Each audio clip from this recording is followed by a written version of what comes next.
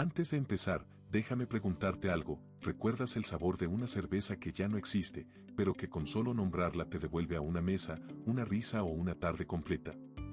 Hoy no vamos a hablar solo de marcas que desaparecieron, sino de momentos que se quedaron atrapados en una botella. Algunas de estas cervezas marcaron épocas, ciudades y generaciones enteras, y aunque ya no las encuentres en el refrigerador, siguen vivas en la memoria de quienes las probaron. Quédate, porque tal vez una de ellas fue parte de tu historia, o está a punto de serlo. ¿Sabías que en algún momento existió una cerveza llamada Carta Clara? Fue tan representativa que dejó huella en toda una generación en México antes de desvanecerse de hieleras, misceláneas y cantinas, como ese amigo que un día se fue sin avisar. En este video vamos a rememorar 5 cervezas mexicanas que desaparecieron y lo que su ausencia revela sobre nuestros gustos en transformación, sobre etiquetas que dejaron de circular y sobre la manera en que cambió nuestra forma de brindar. Ya sea que las recuerdes de antaño o que las escuches nombrar por primera vez, acompáñanos hasta el final, regresarán memorias y quizá descubras una nueva favorita. 1. Carta Clara.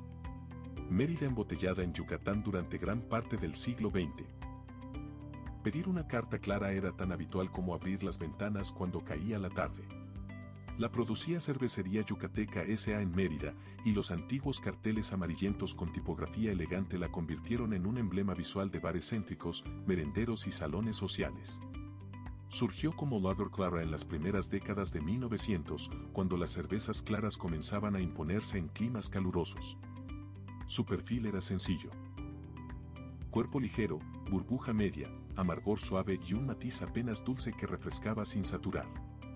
No buscaba sorprender con excesos. Su fortaleza estaba en acompañar el antojo y el calor húmedo sin estorbar.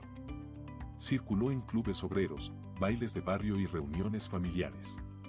Era común ver la cubeta de lámina sobre la mesa, junto a panuchos, salbutes o un plato de cochinita. Precisamente porque se sentía cercana, se volvió costumbre. Con la consolidación del sector en la segunda mitad del siglo, varias marcas regionales se replegaron y la distribución cambió de rostro. Las campañas nacionales coparon pantallas y anaqueles, y Carta Clara fue perdiendo espacio hasta quedar como recuerdo en vasos grabados y anuncios de pared. Para quienes la conocieron, evoca tardes pausadas con el ventilador encendido y charlas largas. Para quienes la oyen por primera vez, es la imagen perfecta de una lager pensada para su tierra. Limpia, amable y repetible. 2. Potosina. El respiro del mediodía en San Luis. La cervecería Potosina S.A. comenzó a embotellar Potosina en la primera mitad de 1900 y durante décadas fue sinónimo de pausa en San Luis Potosí. Bastaba entrar a la tienda, sentir el aire frío del refrigerador y escuchar el golpe del destapador para saber que llegaba ese alivio del día. Era una pilsner clara, brillante en el vaso, con gas equilibrado y un amargor medio bajo que cerraba limpio. Acompañaba bien el menú del día, los tacos de canasta o las enchiladas potosinas. Tenía la virtud de calmar la sed y dejar el paladar listo para seguir conversando. Su público era amplio, obreros, choferes, oficinistas y estudiantes. Corría en clubes deportivos, ferias y convivios familiares. Su etiqueta era simple, sin pretensiones. Defendía lo local, hecha en casa para la gente de casa. Cuando llegaron los ajustes de portafolio y la estandarización publicitaria, esa identidad regional se volvió vulnerable. La planta cambió de ritmo, los anaqueles se llenaron de marcas con mayor inversión y Potosina se fue retirando en silencio. Quedó el recuerdo del mediodía fresco, del vaso sudado y de una cerveza que cumplía su promesa sin buscar protagonismo, refrescar, acompañar y pedir otra sin prisa. 3. Monterrey. Orgullo servido en vaso chico.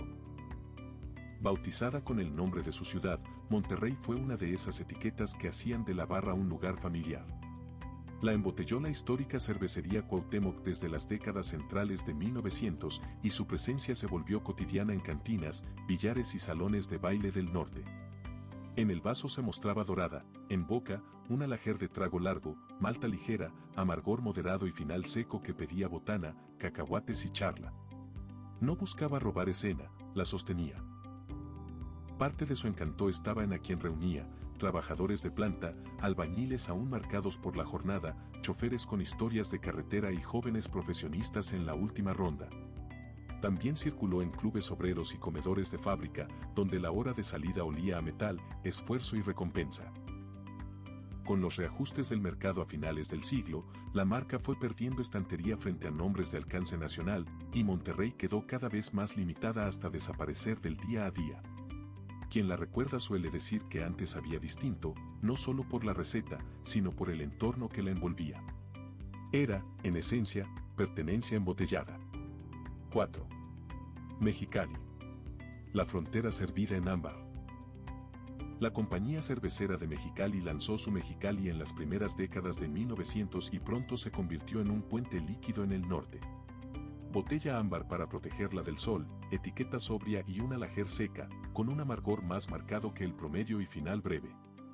En casas con cochera, asadores y focos amarillos acompañaba la carne al fuego. Sonaban acordeones y guitarras, y las historias cruzaban de un lado al otro de la línea. Se pedía en bares de paso, salones sociales y reuniones familiares que se extendían hasta la madrugada. Su distribución dependía de rutas largas y calurosas, y durante años funcionó como contraseña compartida entre la gente de frontera. Con cambios de dueños, decisiones logísticas y catálogos cada vez más reducidos, la marca fue cediendo terreno ante etiquetas con mayor empuje mediático. Para muchos quedó como anécdota. La Mexicali que tomaba el abuelo, la del asador de los tíos, la que se enfriaba en la tina de lámina. Lo que la hacía distinta no era un truco de laboratorio, sino su ajuste preciso al clima y al ritmo del norte, trago franco, sequedad que pedía otro sorbo y carácter suficiente para no perderse entre la música y la charla. 5. La Perla. Guadalajara en tono discreto. En Guadalajara, la perla de Occidente, hubo una cerveza que honró el apodo con elegancia silenciosa. La Perla, producida por una cervecería tapatía activa desde las primeras décadas de 1900. Era una lager suave y balanceada, de espuma blanca y burbuja fina, pensada para acompañar la conversación en fondas de piso ajedrezado, plazas con banda y comedores familiares de domingo. No buscaba protagonismo, hacía que todo lo demás se escuchara mejor. Aparecía en bodas sencillas, cumpleaños de patio y bares del centro donde los músicos afinaban por la tarde. También se servía en centros recreativos y clubes locales, donde la jornada deportiva cerraba con vaso pequeño y brindis simple. Cuando el mercado apostó por catálogos más cortos y campañas nacionales más estridentes, su espacio se fue reduciendo. Desapareció sin alboroto, dejando cristalería grabada, anuncios antiguos y el recuerdo de una cerveza que estaba en todas partes sin hacer ruido. Hoy, decir La Perla en Guadalajara es evocar una escena. Mesa con botana, risas suaves, una tarde que cae lento y el placer de estar entre conocidos. Aunque no alcanzan capítulo propio, otros nombres se asoman desde la memoria, y sin ellos la historia queda incompleta. Mexicana Imperial, pensada para salones y brindis formales, se apagó en los 90. Monterrey Oscura, la versión tostada que muchos recuerdan en billares y cantinas, resistió un tiempo antes de salir del cartel. Carta Clara Negra, edición de temporada que apareció en letreros y vasos, hoy es pieza de coleccionista. Nevada, embotellada en Toluca para la altura, seca y directa, acompañó durante un tiempo las comidas de mediodía y los domingos familiares. Y por último, Regia Extra, orgullo regio de tiraje limitado, sobrevivió en tienditas y abarrotes hasta que los catálogos la dejaron fuera. Antes de despedirnos, vale la pena detenernos un segundo y pensar en esto. Las cervezas que desaparecen no se van solas, se llevan consigo voces, lugares y costumbres. Cada nombre que recordamos hoy fue testigo de sobremesas largas, de vasos sudados en el calor, de risas que no quedaron grabadas en ninguna foto. No eran solo bebidas, eran parte del paisaje cotidiano, pequeñas pausas que marcaban el ritmo de la vida y que hoy sobreviven únicamente en la memoria de quienes las compartieron. Y ahora te toca a ti. Cuéntanos en los comentarios cuál de estas cervezas recuerdas o si hay alguna otra que aún buscas sin éxito en las tienditas de tu barrio. Dale like si este viaje despertó recuerdos, suscríbete para seguir explorando historias que saben a nostalgia y acompáñanos en la próxima ronda, porque mientras haya alguien que recuerde, ninguna cerveza desaparece del todo. Y así termina el recorrido de hoy por la memoria. Si disfrutaste este sorbo nostálgico con nosotros, no olvides dejar tu like, suscribirte y compartir tus recuerdos en los comentarios. Nos vemos en la próxima ronda.